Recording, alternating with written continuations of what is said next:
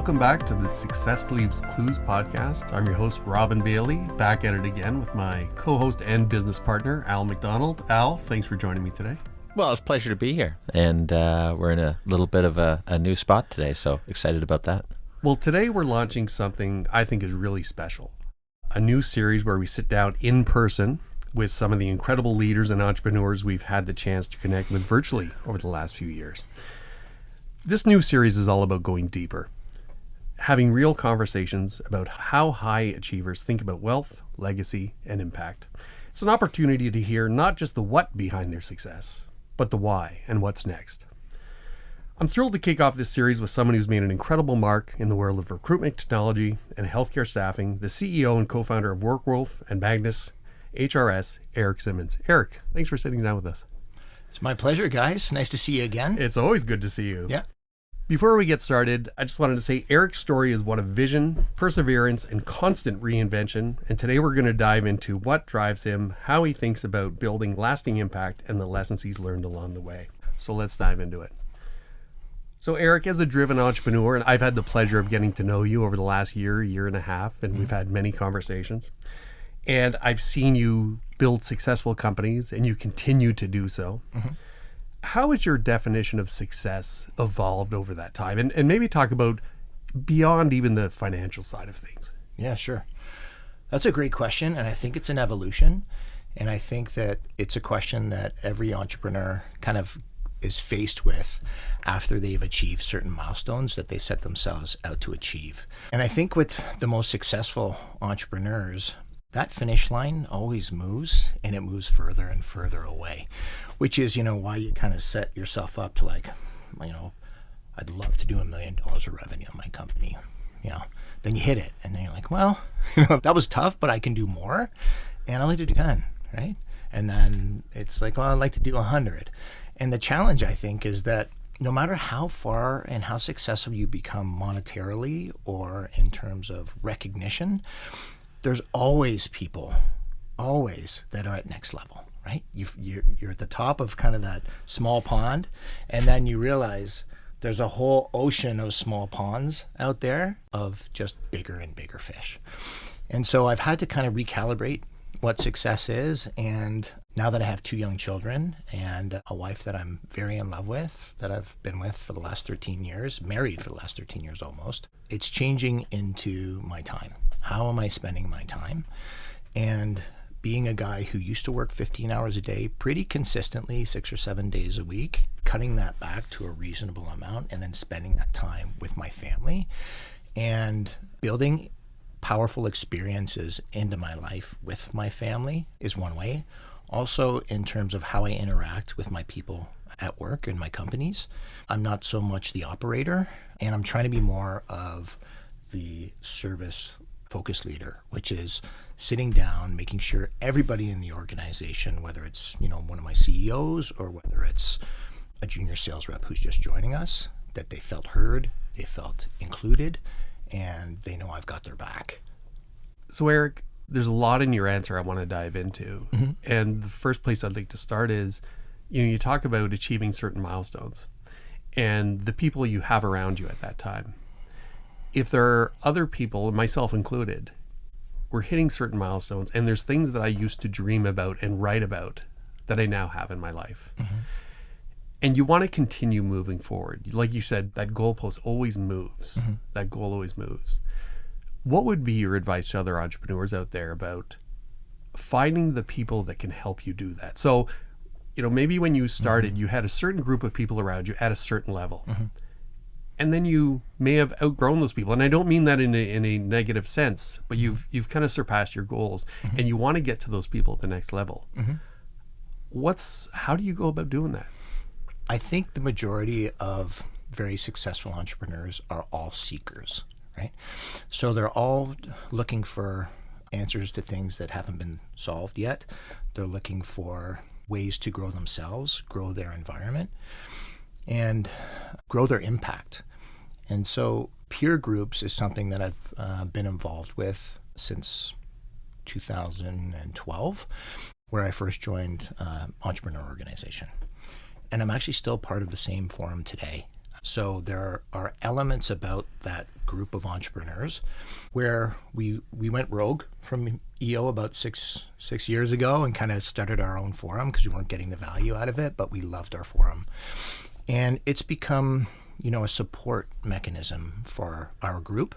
But then I've also joined other peer groups. So I'm a part of a group called Leadership Impact, and that's really value-centered leadership and bringing kind of, theological, old school, even like Christianity into, and their values into your business, which is really just service-focused kindness, empathy, and listening. And how do we breed that within our culture? The other term that you used when you were giving your answer that just resonates so well for me, and I'd love you to chat about what that means to you, is creating powerful experiences. Mm-hmm. And when you're chatting about that, you mentioned your wife and your kids. Mm-hmm. So I'd love to hear about that, but I'd also love to hear how that applies to the rest of your life as well. Mm-hmm. So when you're a grinder, like I am, you put your head down and you can come up and it's literally years later, right? And you're in the weeds, you're in the midst of it, you're driving towards goals. But if I look back at memories that I've had for, let's say, when I was launching Workwolf or when I was getting Magnus out of a point where we were almost in bankruptcy, right? There's no happy memories there, like anywhere in my life, because the repercussions of the business and the challenges they had, they spread everywhere with, lack of time with friends or socializing, challenges at home as well, right?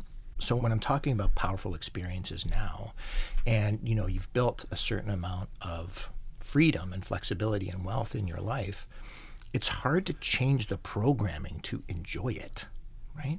And so I have to have significant intent and conscious awareness of my default is to go down the road of pain, work, hustle, grind. And now I have to be aware of it and go to breathe, take care of yourself, which I have not done a good job of in the last, let's say, decade. I'm trying to get back to it now. Family and love and experience with the people that are most important in my life. And so, taking vacations or asking your loved ones, what are their dreams?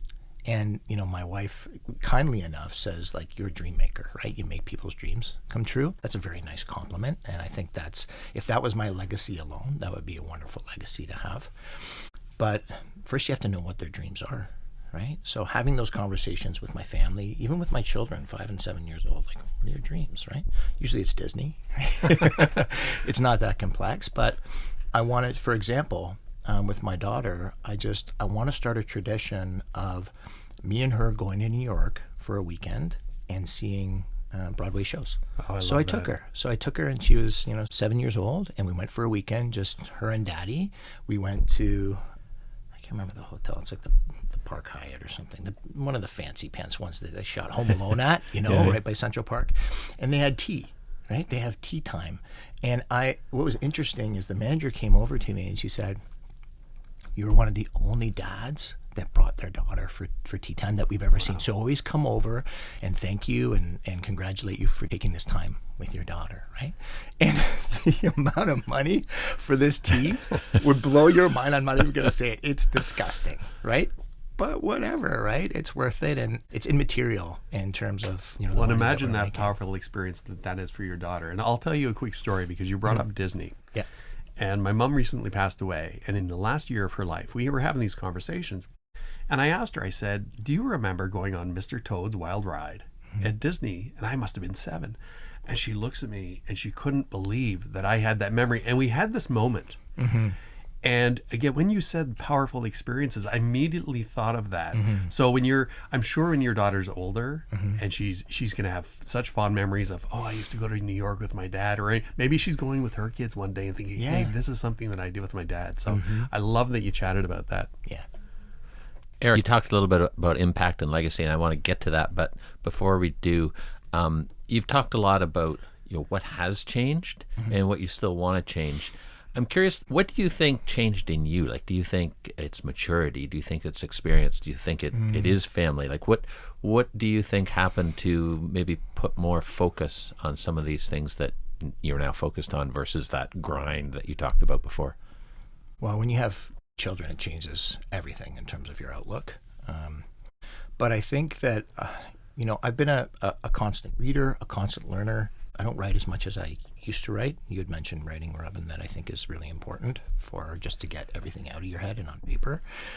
But I'd say what's changed in me, I was a pretty angry kid and a pretty angry young man, right? I was a fighter like you, Robin, and it was a great way to get out my aggression. I can't do that anymore, and I'm a little bit old, to get in the ring. A couple of shots could really mess up my neck, right? The bones aren't quite as flexible as they used to be, right? So I've really worked on being less reactive, okay? And so, I have a philosophy, and I came up with this in my 20s. It's this concept of the space between stimulus and reaction, right? And when we're in autopilot, which entrepreneurs are a lot of the time, right? We're endorphin driven, like adrenaline driven, go, go, go, go, go. That is highly reactive, right? And so I believe that there is this infinite space in between stimulus and how I react. It's just being aware, right? And so that takes consciousness, it takes breath, and not being an autopilot. And so I've worked very hard over the last decade of being less reactive. And I still have executives that work for me who help me with that. And I'll still play with them. And I'm like, this is the email that I'm not going to write, right? Or I'm just using you as my sounding board. And please have a laugh because I'm getting it out, right? So I'd say probably reactivity is something that's really helped. It's helped me from self-destructing, to be honest, because I've got that propensity to grow it, tear it down, and then do it again, right? So luckily, over the last decade, it's been grow it, don't tear it down, and keep growing it, right? And I've had people to help me. Well, not hopping in the ring is probably a good idea, because I remember, Erik, early into my career, my best friend in jiu-jitsu ended up breaking my nose. And I had a sales appointment the next morning. So I show up with a broken nose, all swollen, of course, with 2 black eyes. Yeah. And I showed up and said, oh, it's just from martial arts. Yeah. Don't worry. Here's the Didn't get the case. No. Never. So probably a good idea to stay out of the ring at this point in your life. Yeah. Let's go back to a little bit about impact and legacy, because you mentioned both of those before. So lots of business owners do want to build something that's going to last. So when you think about what you want to build and the legacy you want to leave behind, tell us what's important to you. There's a few. So one is, it's a 1 in a billion shot, right? Which is to build something that actually is disruptive enough to change a process that has existed for a long time. So with Workwolf, my ambition with the technology company is to replace the resume, right?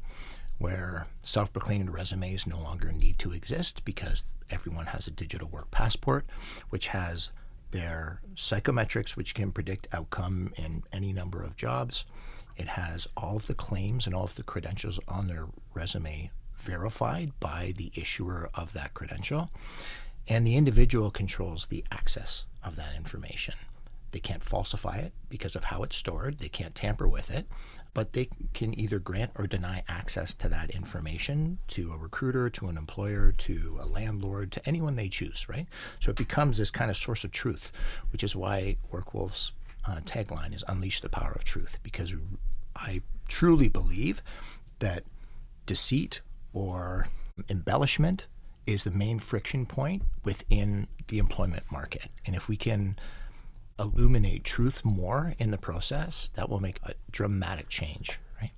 And that's a valiant, that is a very, it's a good thing to bring truth forward. And I think that if we can rally enough people behind this, I mean, we've got close to 50,000 new digital work passports now going out every single month, every month. And that's applicants coming through our system. So we're getting to a critical mass now where this thing can fly, right? But it's been 7 years of grind and work. Another impact that's really important is with this group of guys in the Leadership Impact group that I'm a part of. We meet every Tuesday morning, 7:30. We went to Guatemala with an organization called Loving Arms, and they've got a school out there, and this woman, Linda, has been working on it for 15 years, started with a JK class, now has 350 kids at this school. So they're purely charitable, gift, grant funded. So they don't have a lot of extra money. So the guys, we all went down, 7, 8 of us, and fixed the school, right? Just spent a whole like plumbing, like we're not really good at any of it, but good enough to get it done properly. So we did that for a week. And then Linda found out on the last day what I do for a living, or one of my companies, Magnus, right? She's like, how many nurses do you have working for you? I'm like, well, we have a roster of about 4,000 healthcare practitioners. She's like, would you want to bring some nurses down for a medical mission? And I was like, the school had such an impact on me because when they welcomed us, you had 300 kids cheering for the men that went there to help, right? And they prayed for us, and it was like there was not a dry eye in the house, including mine. So I'm like, as soon as she asked me, I'm like, done, right? I'll bring it. So I couldn't believe the nurses, because so we put out an email. There was more than 100 nurses that applied to come with us, right?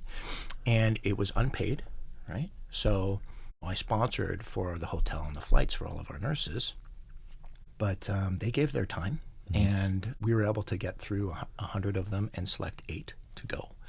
And we treated close to 1,000 patients, and many of them who had never had health care, never experienced a medical practitioner in their lives. And we were able to treat them, and we had a pharmacy set up, so we were able to provide them medication and over-the-counter stuff.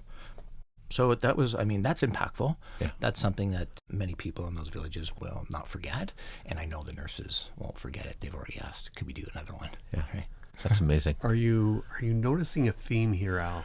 Just in this brief conversation, powerful experiences. I'm sure you brought that to all of those people. And what did your wife call you? Dream maker. Because the lady running that organization had a dream about what she wanted to bring to that community. So yeah, we're noticing that theme with you, Erik. So that's I'm glad you shared that. Let's talk about success, because like I said, you and I have developed a friendship, so I know about what you're doing and how hard you work, and I love having these conversations, because I know I'm going to leave here today with so much energy. And we met part of your team, and we joined you here today. And I was thinking about that as we're chatting and looking at our own company. And, you know, managing success, and I think especially at your level, requires not only a great team, but perhaps even some great mentors.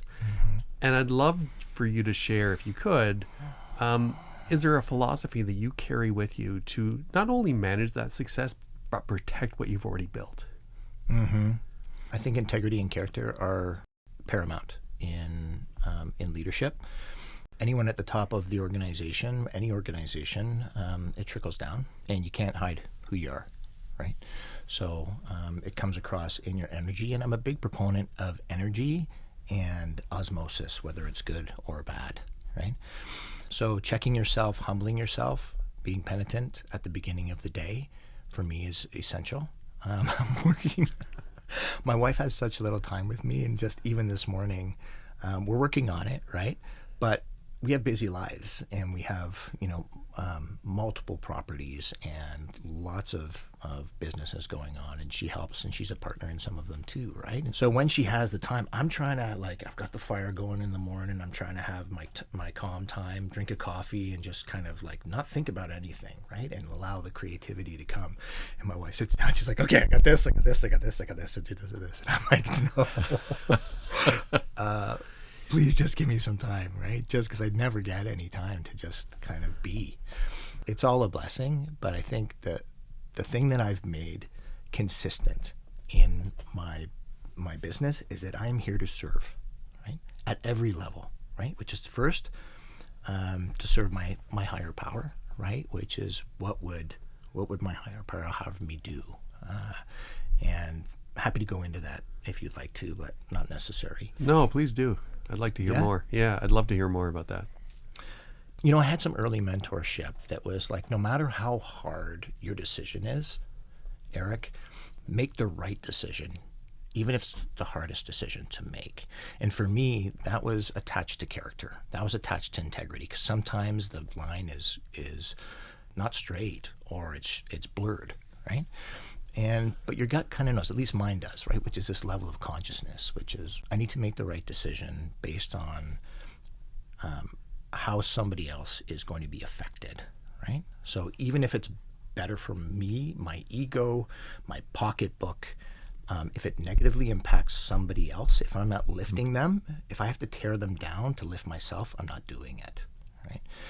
And that's really what I mean by higher power. Whatever I channel into is kind of like, what's the right thing to do today? How do I humble myself with all of your success, right? Or all of my success, to not think I'm better than anyone else, even someone on the street, right? How can I be of service to that person, whether it's a smile, a conversation, a coffee, a couple bucks, right?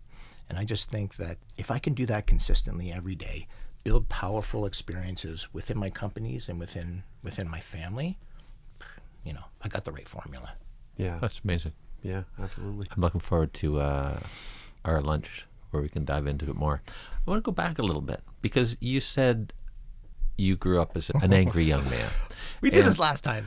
Yeah, but it's a good story though. No, I didn't want to talk about that. Okay. Because I guess my question is, does that angry young man, I can't imagine that sometimes it doesn't try and sneak back in. Yeah. I had this conversation with my wife yesterday. He sneaks back all the time. Right. Oh yeah. So how do you get him back in the background again? I think you don't try and get him back in the background. You let him be, right? And this will go to kind of psychology 101. If you suppress that part and you push it down, it comes back angrier, bigger, more aggressive, right? So how do you find this balance of multiple parts of your personality? I wouldn't say I'm schizophrenic, but I certainly have got something can switch in me, and my personality is entirely different than it was just a split second ago. Mm-hmm. And whatever that is, I'm not sure what it is, but I have to be highly aware of that. But I'll give another example with my wife, right? In terms of, things that can be said that with no intent or with pure logic, and that's a big difference between, I think, men and women in general, is we are logical problem solvers, at least in my wife's, more emotional feeling experiencers, right? And sometimes that's a shift for a driver to go to, well, there's nothing that really needs to be solved here. You just need to be heard. Yeah. And I don't do that well all the time. So it can create some conflict, not just in my marriage, but in general. And so it's all what happens next, right? Which is don't blow it up. Don't burn the bridge. Don't say something you can't take back or something you're going to regret. Then let it calm down to a side, because if both parties are very angry, nothing happens that's productive. So let it calm down and then have a conversation about it and show your vulnerability. I've found that by showing my vulnerability during those discussions, I shed a tear, right? And I had a video podcast yesterday, and I had this conversation with my wife yesterday morning, and I'm like, honey, I can't cry because I'm going on film in the next hour. So trust me, I'm feeling this right now, but I gotta hold them back. She likes to see the tears, right? She likes to see that I'm sincere and that I really am feeling the regret or the the pain of what she's experienced through the challenge or the conversation, and that I get it. And I think people recognize I'm a pretty hard-shelled guy. I've had to be, right? And the challenge is, how do I take that shell away now that I don't need it anymore? Right. And that's tough, man. That's a big challenge. Well, I love that. I love the answer. And I mean, the reason I asked is I think we're all there, whether it's an angry young man or whether it's something that we just want to change, right? But it's as conscious as you can be to try and be a new way. It's easy to revert back sometimes, right? So I'm glad you shared that. And you said something that I too work with a coach, and to your point about trying to solve problems, that's what I try and do, right? Someone tells me something, I think, oh, I got to try and solve their problem. And their very good advice was, they're not looking sometimes for you to solve the problem. They're just looking for you to listen. Oh, yeah. So, unsolicited advice is one of my biggest pet peeves. People give me advice, and I'm like, didn't ask. That wasn't really what I was asking about. Yeah.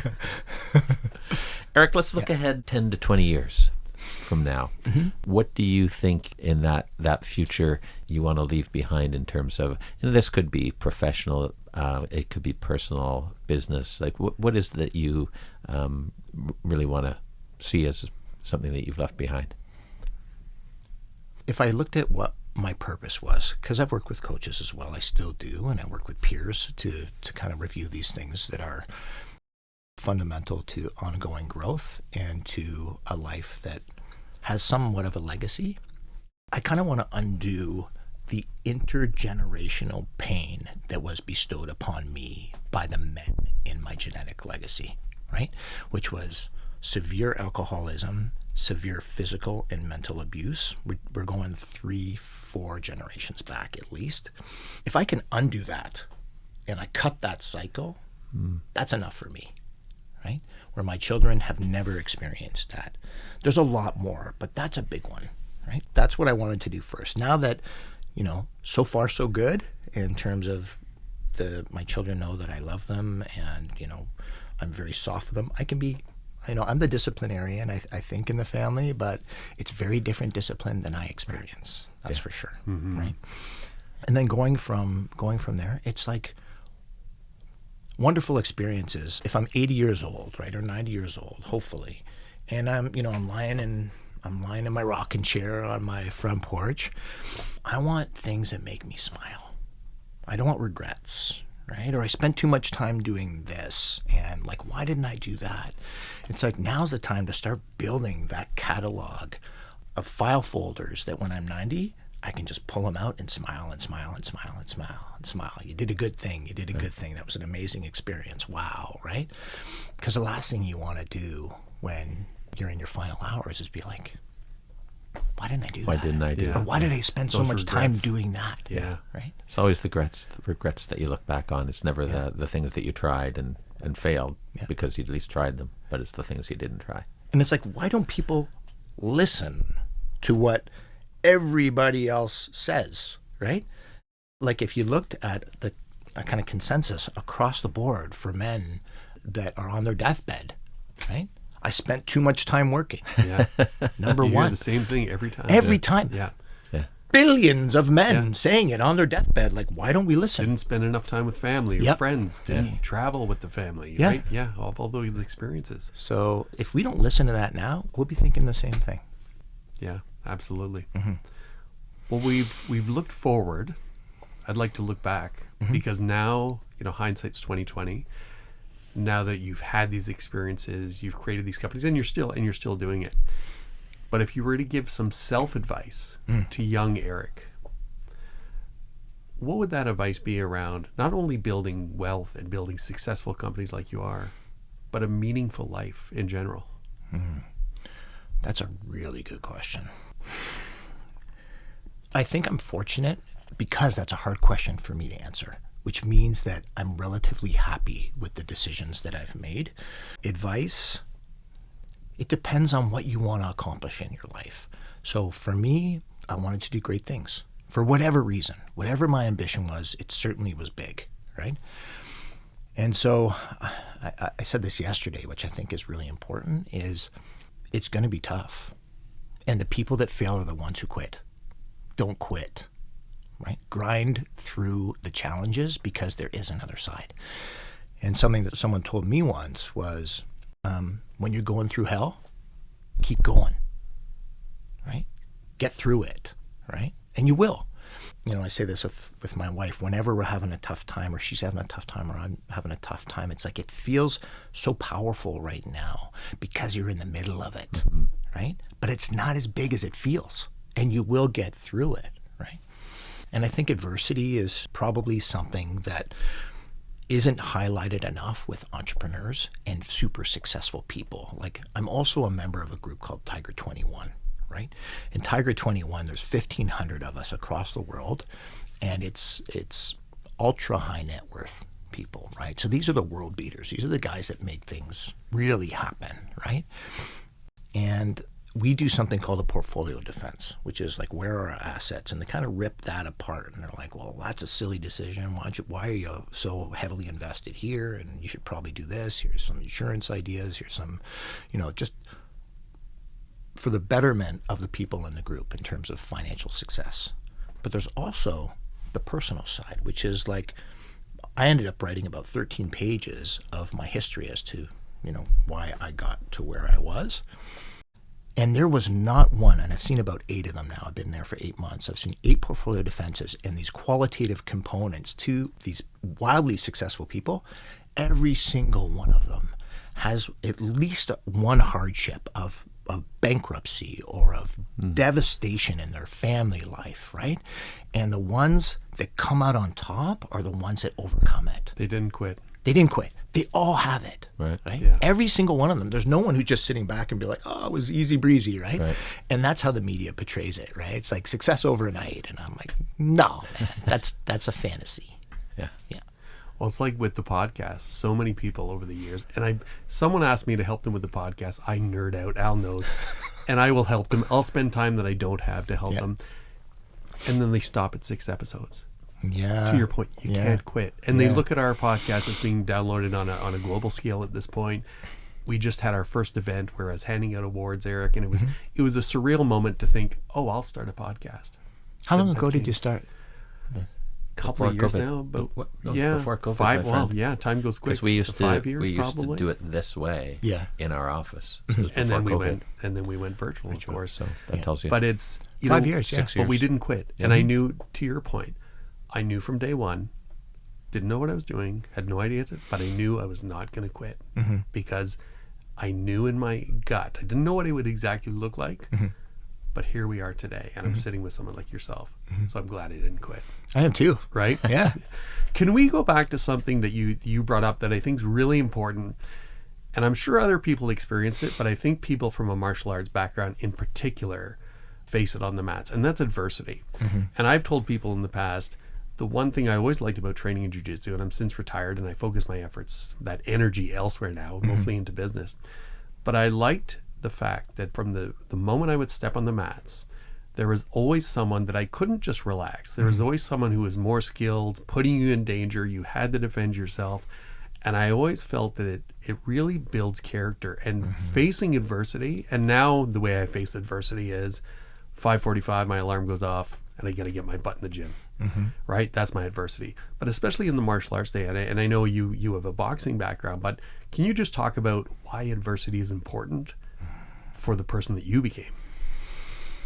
I'd love to talk about why adversity is important, if it's okay, just in general. Sure. Okay. Yeah. And I've had I had a friend of mine from England, but a high school buddy, kind of came back for a few weeks to visit, and we had the same discussion, which is, we've got a society and we've got some children, and we want what's best for our children. We want to make their lives easier than our lives, right? But if we look at the Canadian economy right now in terms of productivity, it's the worst it's been ever, okay? And there's a reason for that. It's like, what are we doing with our kids? What are we doing with the next generations? What adversity do they have? Everything is available. All resources, more money, parents spoil them more. It's all like we're building lackadaisicalness. We're building laziness. There's no drive. There's no urgency. There's no adversity. And so how do we build that into our children's lives now, right? How do we build them? And I think, listen, sports is important, but combat sports where there's real risk, real fear, right? That's important, right? And I think that builds champions, right? People who have to overcome that adversity. For me, you know the story, Robin, but for me, I was bullied. I'll keep it real simple. I was bullied by an extremely tough boxer in high school and tried to be his friend, tried to manipulate the situation as smart as I thought I was. I just could not get out of it, right? And the only thing that I could do at that point, I was like, I have to learn his game and I have to get better at his game than him and I have to beat him, right? And I don't know what it is. Like, maybe some people would just continue to take the beating. Maybe some people would hide, but for some reason I didn't. And I don't know why. But I say to anyone who's thinking about hiding, don't. Right? Agreed. Yeah. Take the shot, right? And lose again, right? And lose again until you win, right? Because you will eventually if you don't give up. Yeah, such solid advice. And Eric, you and I connected on that because I remember being bullied and I remember being afraid. And I hated that feeling of being afraid. And I didn't quit. Yeah. I didn't quit, right? And I'm very thankful. Now that I look back, I'm actually thankful to that person because it pushed me in a direction that has led me to here we are today. I'm sure there's going to be more conversation after we stop recording here today. Eric, I have to say thank you because every time we get together, you've got such great energy. I love hanging out. We're going to continue the conversation over lunch today. If people want to find out more about your story or what you're doing with your companies, what's the best way for people to reach out? I'd say connect on LinkedIn, but I've got a filter on LinkedIn because I get too many invites. So that's probably not the best way, unless I give my email address, which I'm not going to do. Yeah, and definitely don't give your phone number. Yeah, and I won't give my phone number. So I'd say, look, you can ping me, whether it's like at Workwolf or at Magnus HRS or Optimal U. There's ways to find me, right? If you really want to find me, then do the work. Right? I'm not going to make it easy for you. And there you go. And that's the perfect spot to end on. You know, one of the things as we're coming in here today is one of my favorite sayings, you know, the podcast, the idea for success leaves clues. It was a saying I used to sneak into my brother's room and listen to his Tony Robbins CDs, and success leaves clues came out of that. But there was another saying I was thinking about as we were driving down here to record this. If a life is worth living, it's worth recording. So my hope is not only will our listeners get to see this and hear this, but I'm hoping you'll share this with your family at some point as well, because I think they get a real kick of not only now, but perhaps down the road your kids are going to have this. Yeah. That was my dad at this moment in time. Yeah, so sure. I'm so glad you did this. On behalf of Al and myself, I hope the listeners have enjoyed this as much as we have. We've seen it today very clearly, my friends. Success leaves clues. We'll see you next time. Thanks, Erik. You're welcome. Thanks.